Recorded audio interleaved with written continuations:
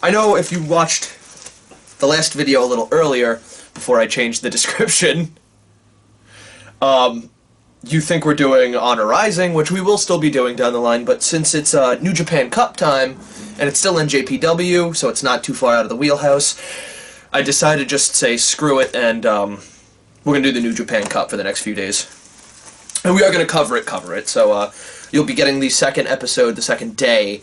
You'll be getting that anytime later in this week, maybe early next week. And then you'll obviously be getting the final day coverage. And we'll probably do this for G1 too. When we get wrestling tournaments that happen a lot in NJPW, we'll probably cover them in their entirety. Probably. Not putting myself in, not saying yes to something I don't know if I'm going to be able to do.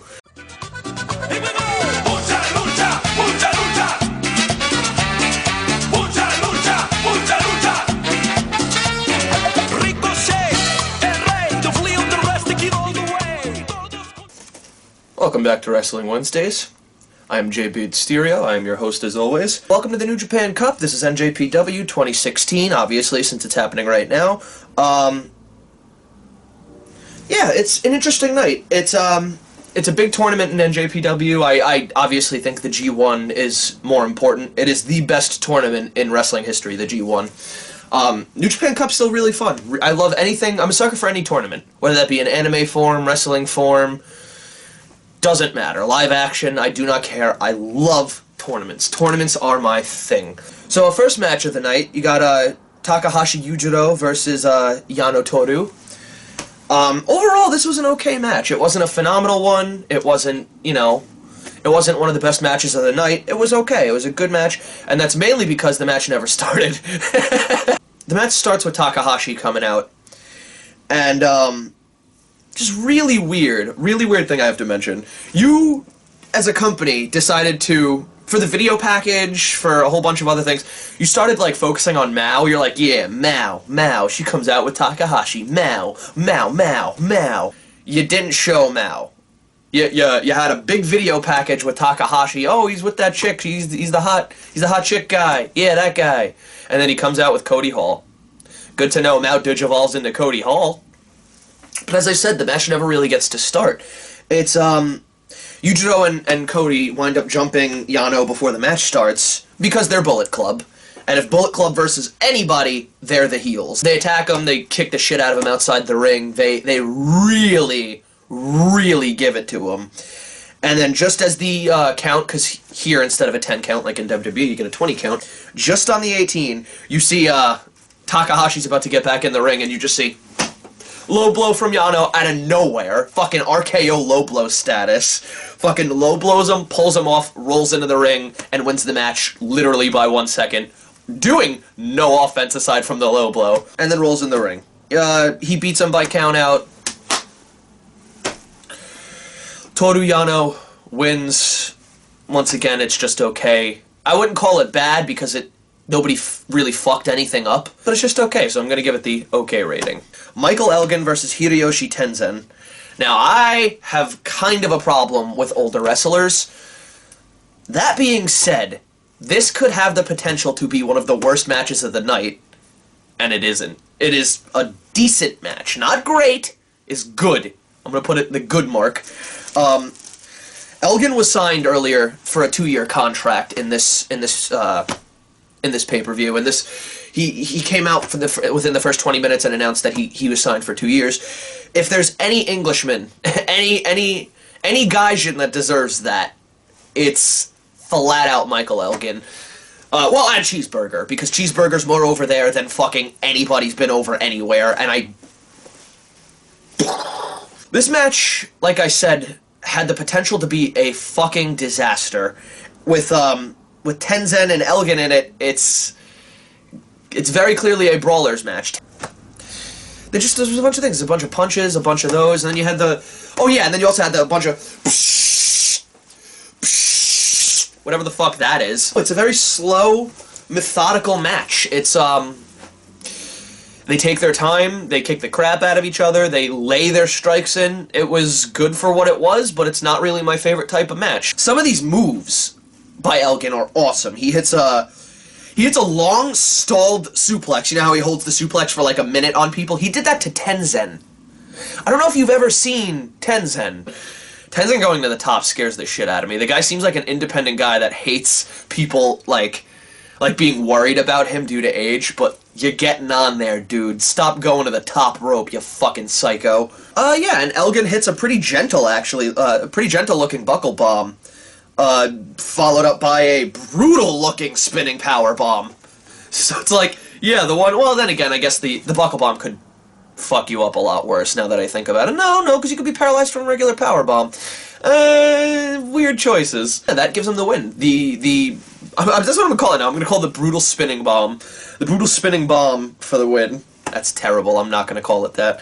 The brutal spinning power bomb for the win. And at the end of the match, he goes to shake Tenzin's hand out of respect because once again, he's a gaijin, and it seems like he's shaking everyone's hand so he can, be respectful, not be an asshole.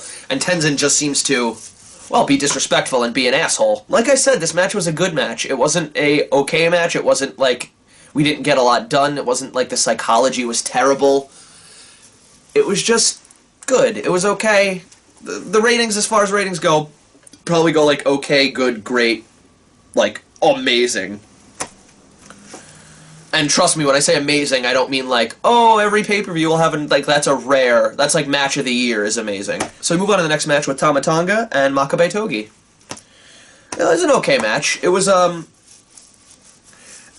anything too special. I don't want to blame Tama Tonga, but I feel like he should have probably put a little more into this. Not as far as wrestling, maybe as far as character work, but it just felt a little flat. He tried to, midway through the match, yell a little bit more to make it feel a little more, but it just didn't pan out.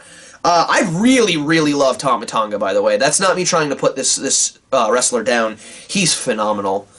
His that's kind of the problem with it, is he has great character work and the way that he slithers around and like fucking slides on the mat, and he's athletic as shit. He's a fucking Haku spawn. I mean, dude, he's got everything. Togi, I realized in this match, Togi is half of Japanese Steve Austin. When Steve Austin left WWE, I'm convinced they cloned him after the 2000 incident and he came back. Real Austin went to Japan and got super kicked into two different people. Half of him is Togi Makabe. Fuck! And then the other half was Carl Anderson, who's now returning to WWE. So technically, Stone Cold Steve Austin, half of him is coming back to WWE. Makabe is just top-notch. He goes, he does fucking moves that you don't see a guy his size doing. It's really impressive. Northern Lights bridging suplex, bridging Germans, the King Kong knee drop, which is an avalanche knee drop from the top. You have, you know what, I'm gonna say avalanche now. I'm fancy as fuck. And then you also have the spider suplex, which I don't see a lot of people pulling off. I really love that spider suplex. Didn't really hit it in this match, if I remember correctly, though. Just bringing it up. And then, as I mentioned, the laugh after the 10 count punches, the 9, 10, and later in this match, like I said, Tonga has a nice moment. I wish they had more of these, but Tonga has a nice moment where he hits a stun gun, I think it's called. It's an RKO. It's the RKO that Anderson always used to hit. I think it's a nice touch, and then he follows it up with a jumping catch double arm DDT, which Togi kind of fucked up. I'm not gonna lie. I think I even, and I only watched this once, so I could be wrong, but I think I even heard Tama Tonga, like, while he was caught in the cradle position in the catch, he literally just kind of goes like, go down now, and he gets the win. Tama Tonga gets the win, which was surprising to me. When you watch a lot of the past pay-per-views in the past few months, you don't really see a lot of, like, the minor Bullet Club members leaving with the victory. That being said, I see why they're doing it now. Since you had AJ leave, Kenny and the Young Bucks, while they are part of the Bullet Club, they have their elite shirts. They seem like their own faction almost. Leaving Fale, Tonga, Yujiro, Takahashi, and a bunch of others to honestly just kind of float. And this pay-per-view did a good job of not letting that happen. Satoshi Kojima versus Tomoaki Honma. This was a fucking great match, and I'm partially probably because I'm a huge Honma mark. I fucking love Honma. He is the perfect underdog story. Fuck you, Cena. Fuck you, Tanahashi. Fuck you, Spike Dudley. They're not even in the same league. They're all underdogs. Of course, Honma misses his headbutts. That's his entire gimmick, which is why I love him. But, it never works. It has a worse success rate than the fucking Bronco Buster. I think I've seen him hit the top rope headbutt. I think I've seen him hit it 2 times. Once when he won the titles, and once with the G1 last year. If you don't know the Ballad of Honma in G1, by the way, that's what really sold me on him this year.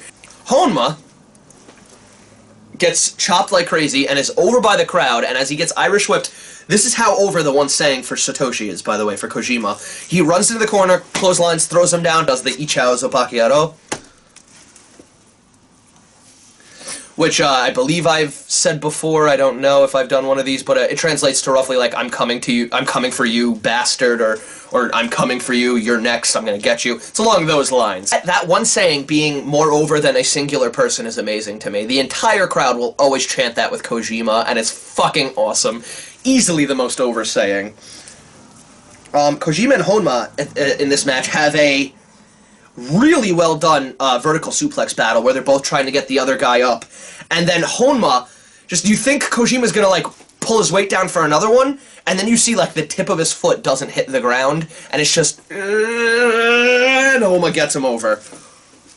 The physical strength you need to deadlift a guy as big as Kojima. This match goes on. Later on, you see Honma on the apron with Kojima, and they're going for the...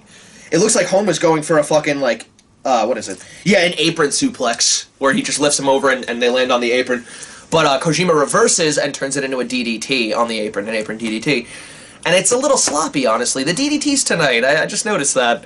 The way they land on those DDTs are a little weird. I wouldn't say the selling's weird, it's just more along the lines of when they hit, it seemed like they hit on their knees and elbows rather than actually hitting with a DDT, if you know what I mean. Honma goes headbutt crazy towards the end of this match, hitting headbutts from every position that he possibly can, countering everything with headbutts. More specifically countering a running lariat, a running clothesline, a lariat, with the headbutt. After he goes headbutt crazy, he blocks it, he looks like he's about to actually hit the top rope one, which he went for already in this match, so this would be the second try, which would normally be when he hits it, and then fucks up. He goes for it, it doesn't work, he rolls out of the way again. The false finishes in this match, on that note, since we're already here, the false finishes in this match are what really put this above the other matches of the night for me. This might possibly be match of the night for me. I have to go through the rest and kind of remember it. God, this is how you do false finishes. We end with a beautiful lariat after multiple attempts from Kojima, I believe. I could be wrong on this. Maybe I think he switches arms for that. Finally hits it because he couldn't hit it with the other arm. Which, if that's true, if that is what happened, that's great psychology. I really love that.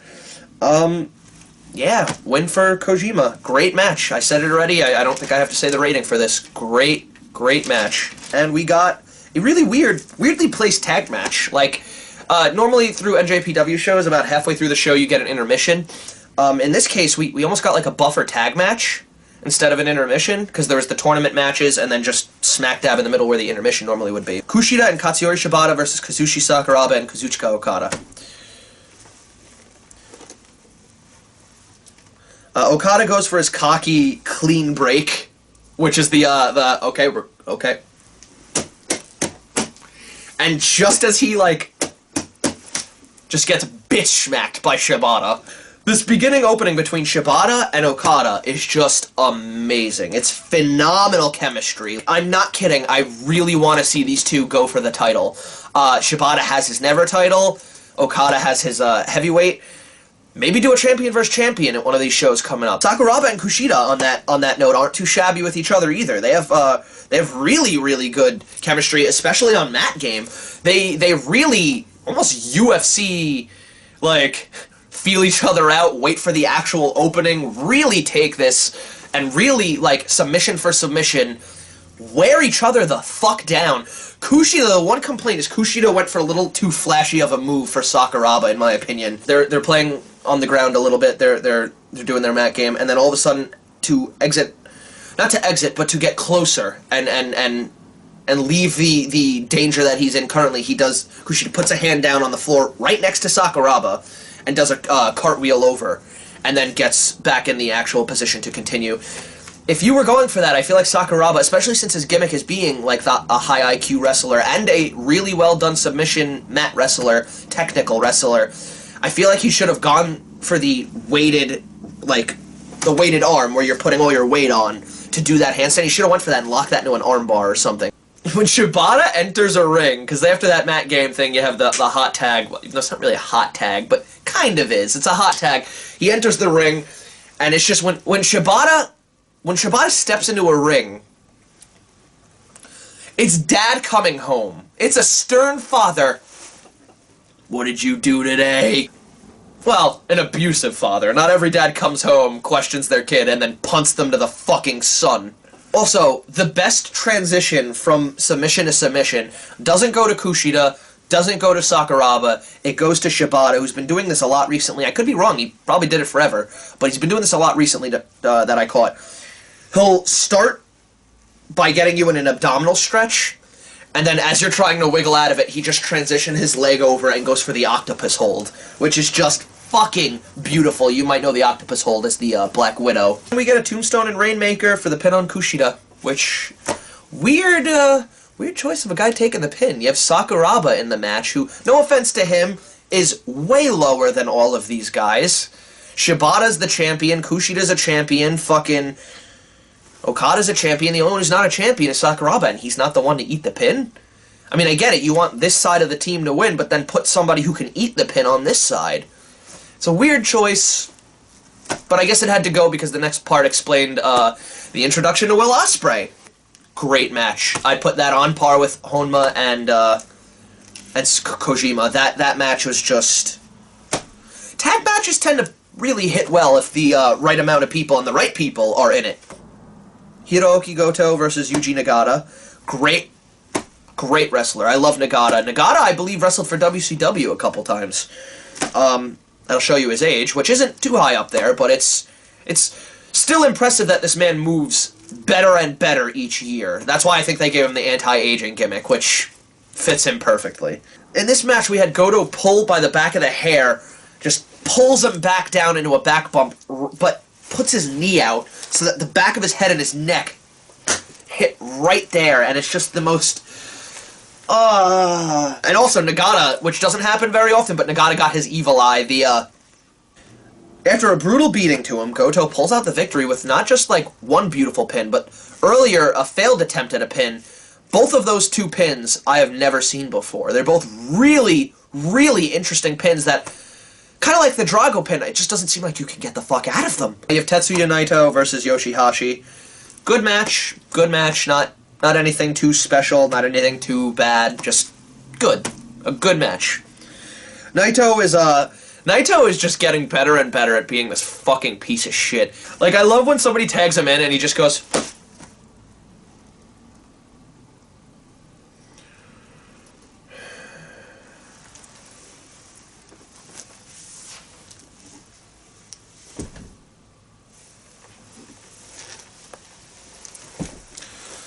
Okay. But in this match specifically, the good heel move, he consistently starts spitting at Yoshi.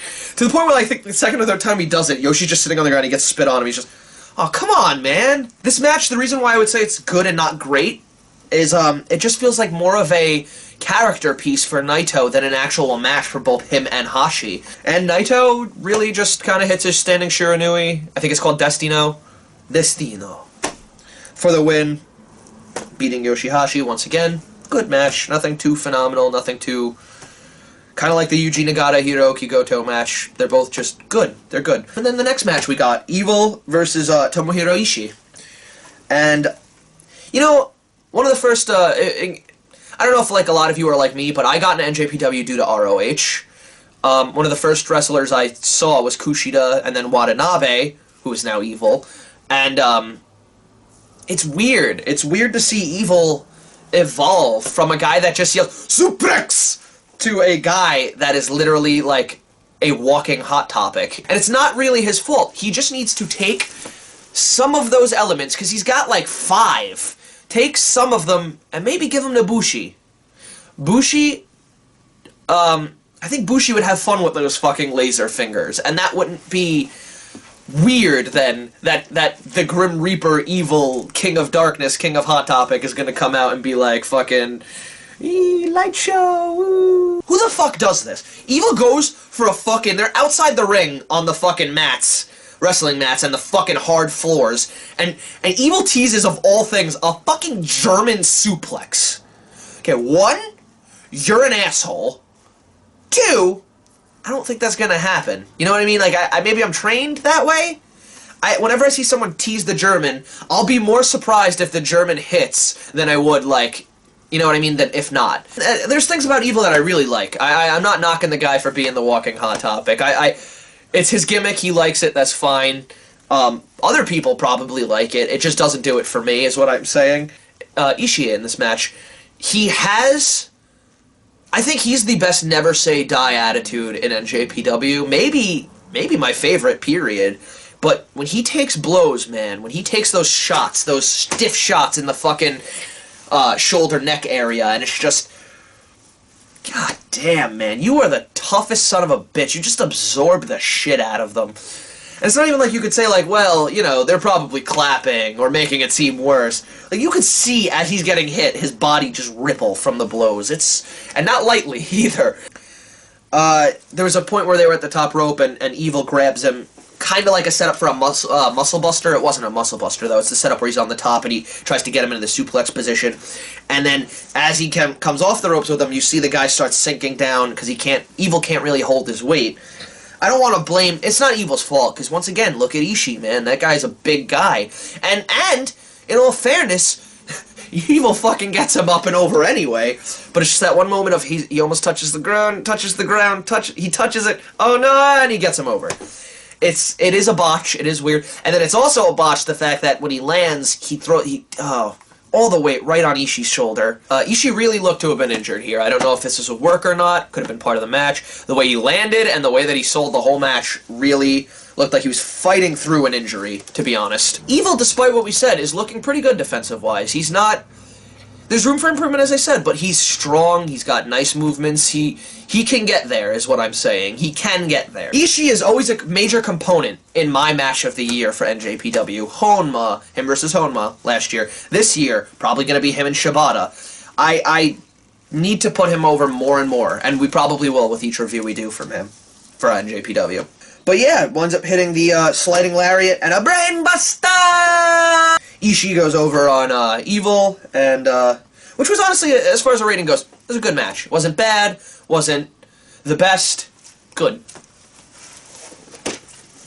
And we have the finale. We have the last match of the night, which was Bad Luck Fale versus Hiroshi Tanahashi. Okay, I'm just gonna be honest here. I really, for the past few months, I did not like Fale. Seeing Tanahashi do the moose! Most adorable thing I've ever seen, and I instantly have that feeling eased. Okay, Tanahashi's gonna make this match at least semi-enjoyable. It's a classic Tanahashi match. It's fighting uphill, lots of Fale punishing him probably overcoming it. Surprise! There's a point where Tanahashi looks like he goes for like a Hurricane Rana out of the ring, kind of like a Rumble where you get the big guy out with your legs, you just use the ropes as leverage and pop him over. When he does that Hurricane Kill himself, he hits it, he gets him over the rope, and then there's like a 2 to 3, maybe even 5-second moment of Fale's about to fall on him and crush him. The entire crowd just goes, oh! And I let a couple go already in the match. Where I wrote this down, it wasn't the first one, but in this match, Tanahashi really didn't seem like he was kicking out in time. A lot of those pins were 1, 2, and then he kicks out like right before that hit. But you can see there's that moment of hesitation, and it's just, don't know if I'm okay with that. That being said, Tanahashi's fucking Tanahashi. He's god of wrestling, you don't fuck with the air guitar. Fale's spear in this match is disgusting. I'm using that word a lot because it's NJPW and things look like they take people's heads off. The spear, if he could just gain a little more speed first, that might be my favorite spear currently. They even showed it from a different angle and it didn't look any worse, which honestly happens a lot in WWE. That looked great, different angle. No, it didn't. Not the case here. Hit from both angles beautifully and looked devastating both times they showed it. Bad Luck Fall, which is the Razor's Edge. It's the crucifix power, the throwing crucifix power bomb type move. And as he has him up in that, he looks like he's about to hit it. Tanahashi reverses with a sling blade. That was fucking amazing. He gets him up. Tanahashi, just as he like lifts up, Tanahashi turns around, gets his arm over, and sinks down. Awesome. To no avail. As Tanahashi counters it, it doesn't matter because it happens again, and Fale actually winds up hitting the Bad Luck Fall. And he gets the win. I'm gonna give this a good match. It was better than it had any right to be. The match isn't completely over yet. The actual wrestling part of it is, but one second. He gets the Bad Luck Fall for the win. It's a complete shock to everyone. Put it this way, if there's a voting ballot on who's going to win a match, it really doesn't matter who's on the other side. It's going to be Tanahashi. I mean, the Hash always goes over, so the Hash! This is why this is a step above WWE. Non-predictability. Fale ends with a great line, but an honestly flat delivery, and I really wanted to like it, but it just didn't hit. The line was something along the lines of, Bullet Club is still here. This is a new era. Did I just add an accent, or am I remembering that completely wrong? But like I said, the message was great. The idea behind it was great. Bullet Club isn't gone because AJ is, or Carl, or Doc. We are the Bullet Club. We are still here, and this is a new era of us, which,